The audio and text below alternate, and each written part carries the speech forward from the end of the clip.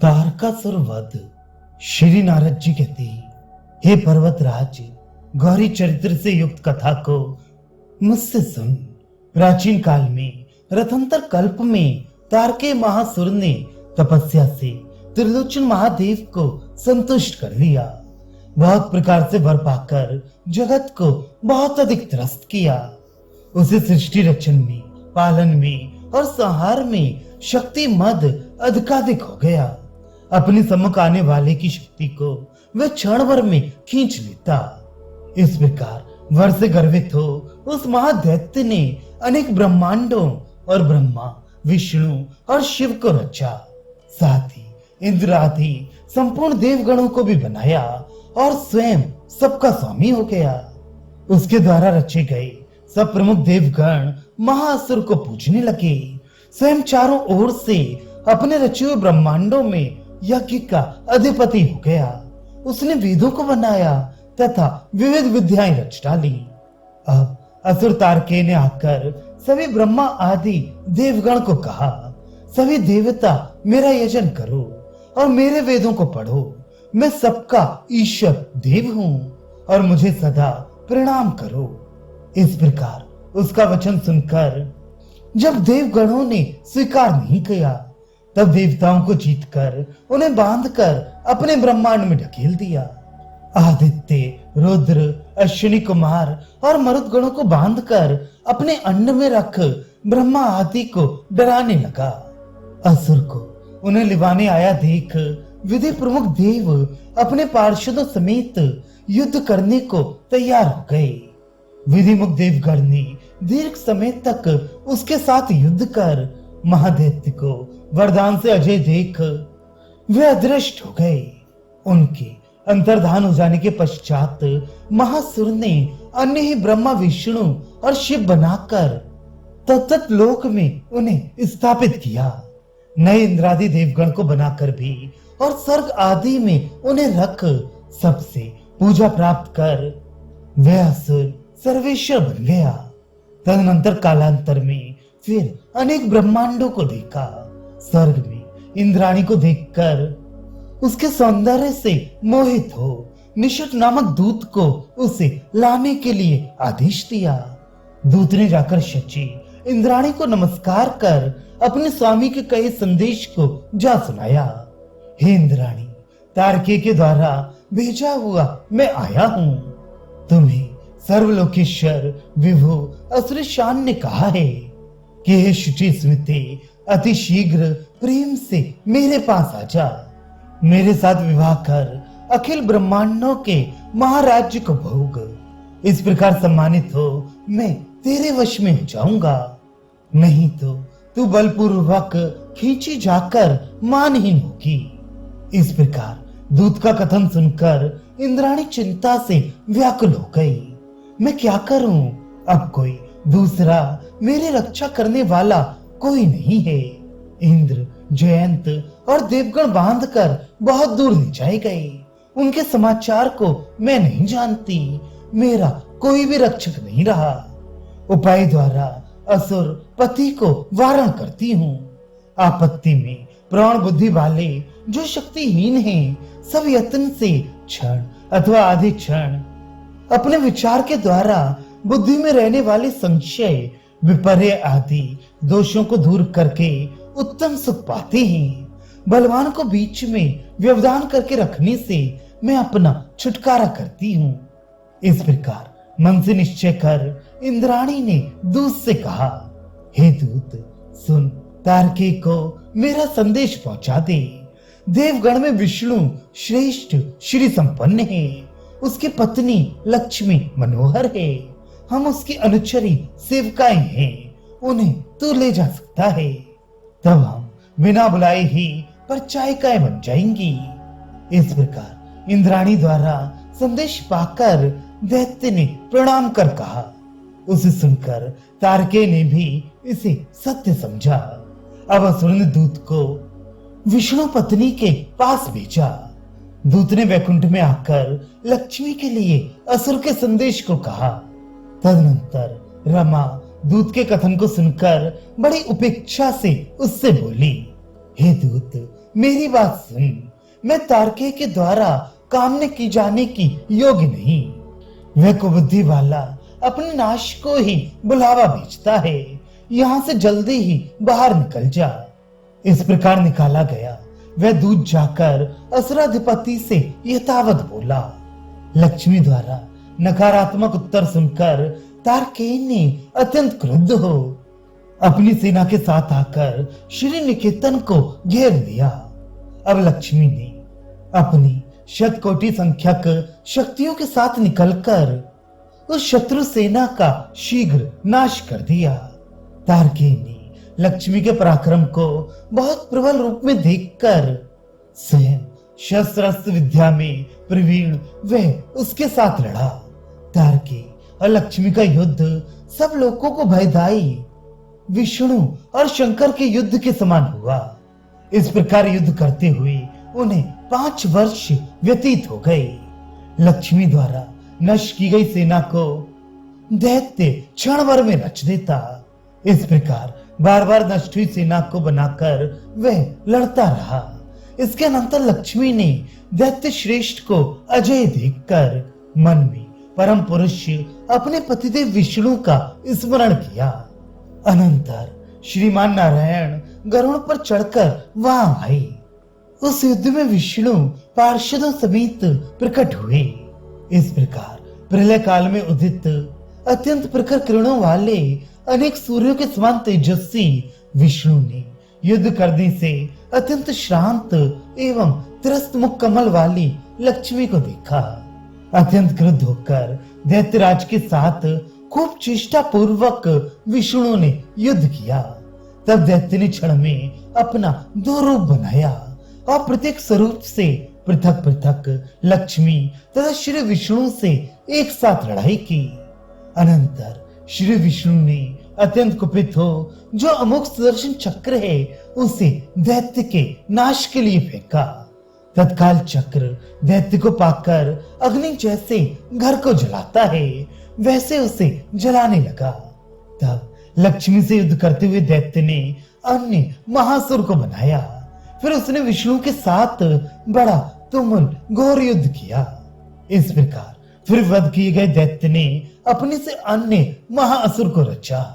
महेश के वरदान से दैत्य को अजय देखकर रण के प्रांगण रणभूमि में देवेश विष्णु लक्ष्मी के साथ अदृश्य हो गए। अब दैत्यपति लक्ष्मी के साथ विष्णु को परास्त मानकर असुरों से युक्त हो अपने स्थान में चला गया। इसके अनंतर किसी गंधर्व के कहने से लक्ष्मी समेत विष्णु का पराजय सुनकर इंद्राणी ने देवगुरु बृहस्पति का स्मरण किया।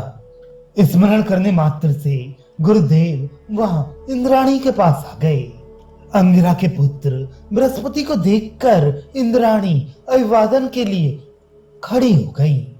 अनंतर वह उनका पूजन कर भक्ति पूर्वक प्रणाम कर नेत्रों से आंसुओं को बहाती हुई अति दीन भाव में गुरुदेव से बोली, हे गुरुदेव, मैं दैत्यराज से पीड़ित हो बहुत अधिक खिन्न हूँ। उस महाबली ने मेरे पति इंद्र को देवगण समेत बांध लिया है।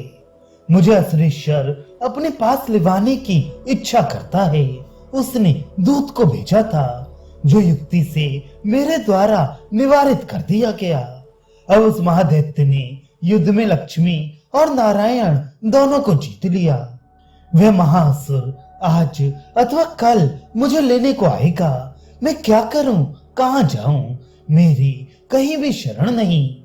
हे अंगिरस गुरुदेव, शरणापन्न मुझ दीना हीना को बचाइए। इस प्रकार इंद्राणी द्वारा विशेष रूप से आत्मनिवेदन सुनकर बृहस्पति ने तब ज्ञान दृष्टि देखकर दयान्वित होकर उससे कहा, हे पुलोभुजे, मेरा समयोपयोगी वचन सुन। ये दैत्य महादेव के वर से सबके ऊपर विजय करने वाला बना। इहलोक में और परलोक में इसको जीतने वाला कोई नहीं है। साक्षात गौरी को छोड़ वह दैत्य अन्य किन्हीं स्त्रियों से भी पराजित नहीं हो सकता। तुम्हें लेने के लिए महाअसुर दैत्य शीघ्र आएगा। सो तू 1 मास का व्यवधान करके अत्यंत शीघ्रता से गौरी की आराधना कर। इस प्रकार कहकर बृहस्पति बाहर चली गई और इंद्र पत्नी शची ने परमेश्वरी गौरी की आराधना करने के लिए तभी से श्री गणेश किया।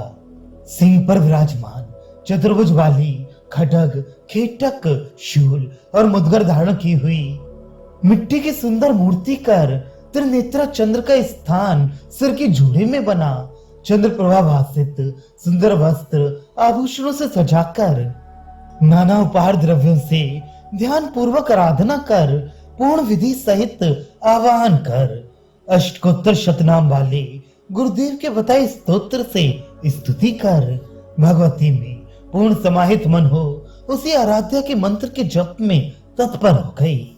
अनंतर असुर भी काम बाणों से पीड़ित इंद्राणी को याद कर दूत के साथ अपने आवास से निकलकर देवलोक में गया।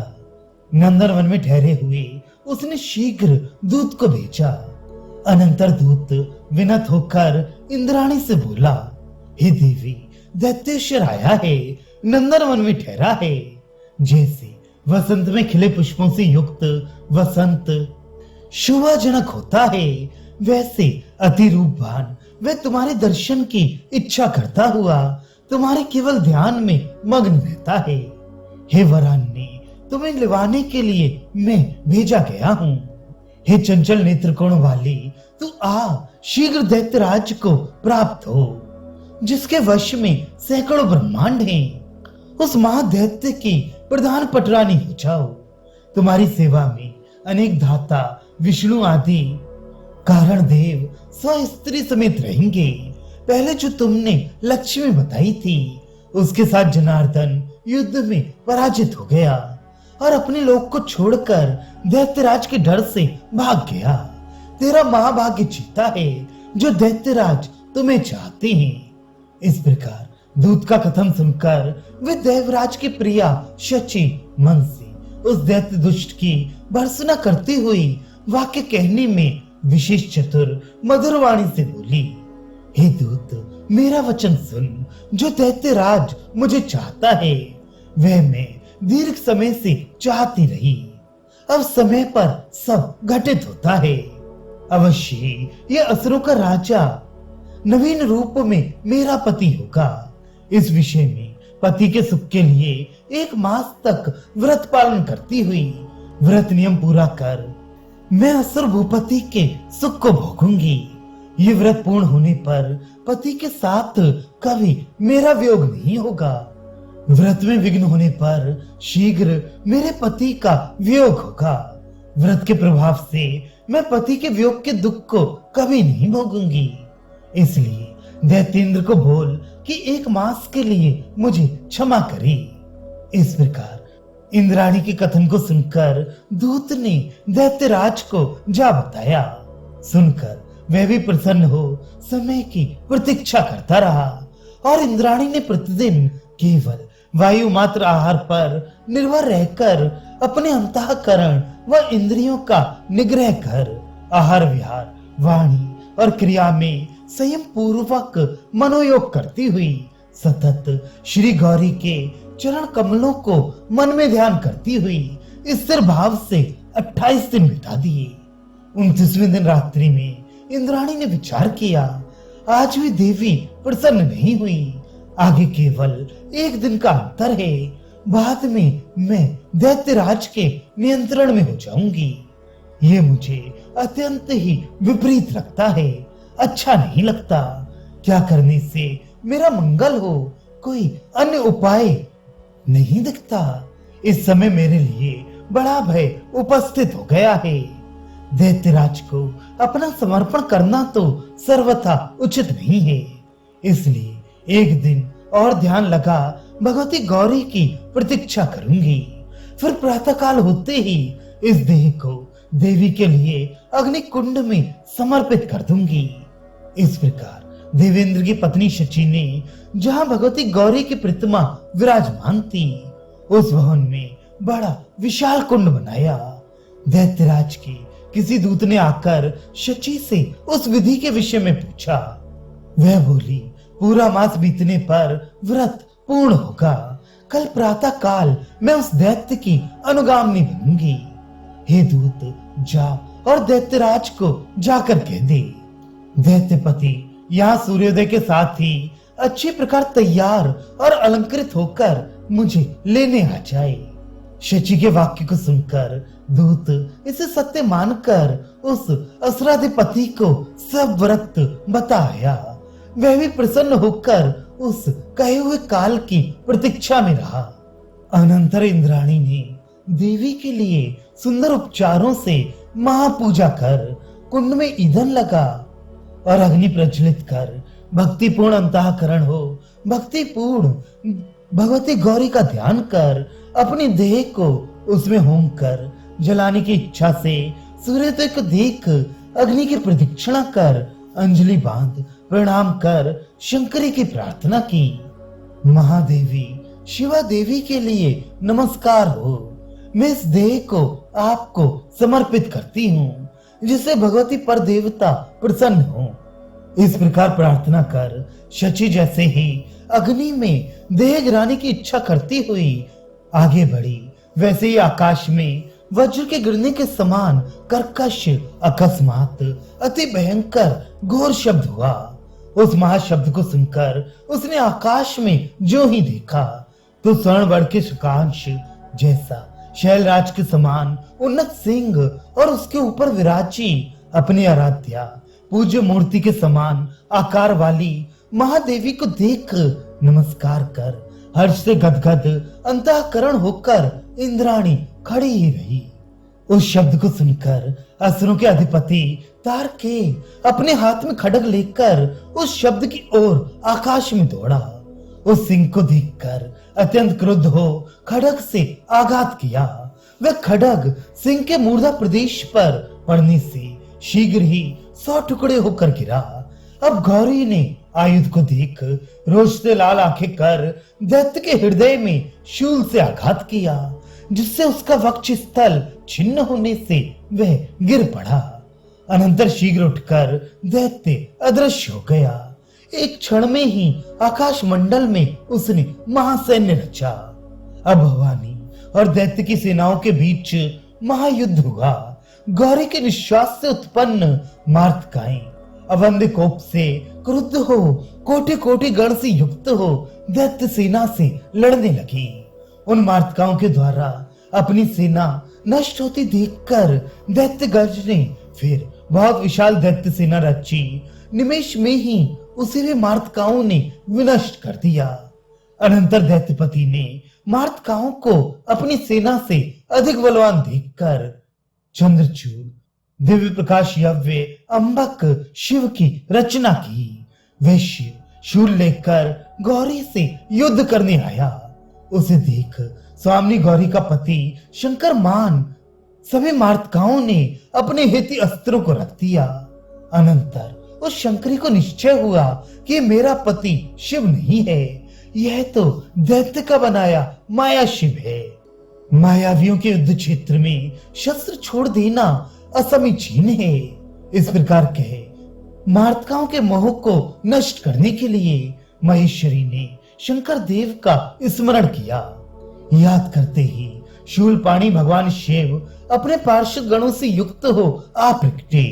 शिव को देखकर वे मार्तकाएं अपने हितकाओं को लेकर तैयार हो गईं। अनंतर ब्रह्मा आदि देवता गण यक्ष गंधर्व किन्नर नागलोक गण अप्सराएं सिद्ध लोग और किम पुरुष भी दैत्यराज और गौरी के बीच चल रहे युद्ध को देखने की इच्छा से जुट गई। अनंतर दैत्यराज और गौरी का अत्यंत भयंकर युद्ध हुआ। उसमें दैत्यराज ने अपनी सेना को बहुत प्रकार से रचा। उसके रचने के साथ ही साथ क्षण मात्र में मार्तकाओं ने उन्हें विनष्ट कर दिया। इसके बाद वह दैत्य अपने बनाए हुए ब्रह्मांड मंडल में छिप गया।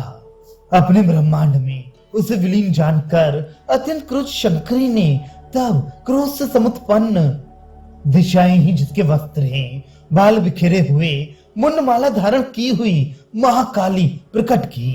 भगवती ने उसे खड्ग हाथ में लिए देखकर कहा, हे काली, तो अति शीघ्र दैत्य के द्वारा रचे गए ब्रह्मांडों को नष्ट कर। ये सुनकर उस काली ने निकलकर सैकड़ों ब्रह्मांडों का क्षण भर में अपने करवाल से भेदन कर दिया और उन प्रजागण को खा डाला। इस प्रकार ब्रह्मांडों के मंडल के नष्ट हो जाने पर हाथ में महाआयुध लेकर दैत्य युद्ध के लिए आ गया और सेना रचने के लिए मन में इच्छा की। तभी गौरी ने महादैत्य को भूमि पर गिराकर पैर से हृदय को रौंद अपने शूल से उसका सिर काट दिया। शूल से मस्तक कटा हुआ वह तब प्राणहीन हो गया। एवं प्रकार विधि प्रमुख कारणेश्वरों ने दैत्येश्वर के वध को सुनकर जय जय शब्द से घोष किया एवं पुष्पों की वर्षा हुई। देवगण ने विविध स्तोत्रों से सुंदर स्तुति कर अपने हाथ जोड़कर ब्रह्मा विष्णु को आगे करके सिंह वाहिनी देवी को कहा, हे भवानी, आपने देवगण के वैरी संपूर्ण लोगों के लिए कंटक स्वरूप महाबलवान इस दैत्यराज को मार डाला। इसे मारने के लिए हरि अथवा शंकर कहीं भी समर्थ नहीं होते। तबे महेश्वरी इंद्रादि देवगण उससे कैसे पार पाते। इस दुष्ट के वध से आपने जगत की पुत्र के समान पालना की, इसलिए महादेवी आप समुद्र के तीर स्थान में जगदम्बा इस नाम से प्रसिद्ध होंगी। मर्त्यगण द्वारा आपकी पूजा होकर उन्हें वांछित अर्थ को देंगी। इस प्रकार सुंदर रूप से स्तुति कर भक्ति पूर्वक नमस्कार कर वे अपने अपने भवनों में चले गए। अनंतर इंद्राणी भी जहाँ दैत्य का वध किया गया था वहां आकर प्रणाम कर हाथ जोड़े हुए अम्बा से बोली, हे गौरी, आपके द्वारा दुख समुद्र में डूबी हुई मैं भली प्रकार उद्धार की गई। हे जगदात्री, हे दीन जन के कष्ट को हरने वाली गौरी भगवती, मैं आपको प्रणाम करती हूँ। इस प्रकार कहकर देवराज पत्नी इंद्राणी ने भगवती के चरणों में गिरकर प्रणाम किया। अनंतर भगवती गौरी ने प्रसन्न हो मंद हास्य से कहा, हे इंद्राणी, मैं तेरे ऊपर प्रसन्न हूँ, अपने इच्छित वर को मांग। देवी के इस वचन को सुनकर शची ने विनत होकर कहा, हे देवी, यदि आप संतुष्ट हैं तो मुझे अपना अभीष्ट वर दीजिए। महाविपत्तियों में पड़े जिस व्यक्ति के द्वारा नामाष्टक वाले स्तोत्र से आपकी स्तुति की गई, उसका महाआपत्तियों से मेरे समान ही आप उद्धार कीजिए। आपके चरण कमलों में मेरी दृढ़ भक्ति बनी रहे। अनंतर गौरी ने प्रसन्न होकर इंद्राणी को शुभ मंगलमय वचन कहे, हे इंद्र पत्नी, तूने जो कहा है वह उसी प्रकार सर्वथा सिद्ध हो। तू अपने निवास स्थान को जा। इस प्रकार कहकर देवी अदृश्य हो गई। हे पर्वतराज, ये मैंने तुझे गौरी के सबसे उत्तमोत्तम पराक्रमपूर्ण बल के विषय में बताया। ये सुनने वाले के पापों का शमन करने वाला है। इसलिए हे पर्वतराज, उस गौरी की पूजा कर। इस प्रकार हिमाचल को अति मंगलमयी गौरी की वीर गाथा कहकर देव ऋषि श्री नारद आकाश मार्ग से पर्वतराज के कहने से चली गई।